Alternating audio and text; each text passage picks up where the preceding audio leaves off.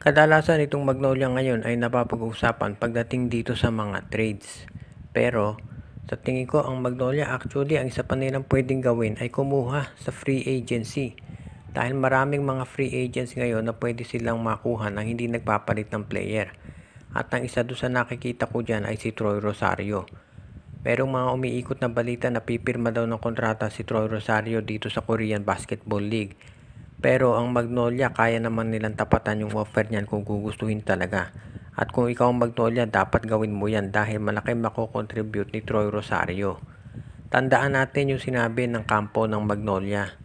Ang gusto nila ay big man na merong tira sa labas. At ano nga ba ang nagagawa ni Troy Rosario? Siya ang prototype na stretch 4 sa PBA. Big man na merong tira sa labas. Sabihin na natin na ang target talaga ng Magnolia si Arvin Tolentino, pero kung ang balita nga ibibigay daw yan sa Hinebra. Si Stephen Holt daw gustong ibigay sa Magnolia ng SMC, pero ang dami ng point guards ng Magnolia at kung kukunin nila si Holt, malamang kailangan i-trade nila ito si Paul Lee dahil kapag sobra point guards ng Magnolia hindi nagiging effective.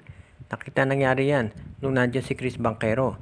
At isa pa, baka magprotesta ng mga fans kapag kinuha ito si Stephen Holt dahil ang ganda ng nilaro ng Terra Firma. Kaya sa ngayon, si Troy Rosario pwede nilang offeran niya ng kontrata para mabigyan ng isang magandang kontrak at syempre para maglaro dito sa Magnolia. Kapag ito si Rosario napunta sa Magnolia, makikita natin kung gaano kalaking bagay ito. Nakita na natin yung mga teams na hihirapan sa Magnolia kapag ito si Aris Dionisio ay nakaka-score ng mga 3-point shot niya. Kung magagawa yan ni Troy Rosario, ang laking bagay din para sa kanilang lineup. Dahil syempre, kung meron kang sanggalang sa loob at si Troy Rosario ay nandun sa labas, meron kang spot-up shooter, syempre magiging malaking tulong yan para sa kanila. Kaya sa tingin ko ito si Troy Rosario dapat i-consider na operan ng kontrata nitong Magnolia.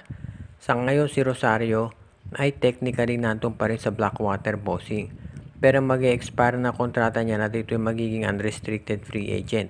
Kapag naging unrestricted free agent, kahit saang team ay pwede itong pumunta. Kaya ito ay pwedeng makuha ng Magnolia nang hindi nagbibigay ng kapalit na player.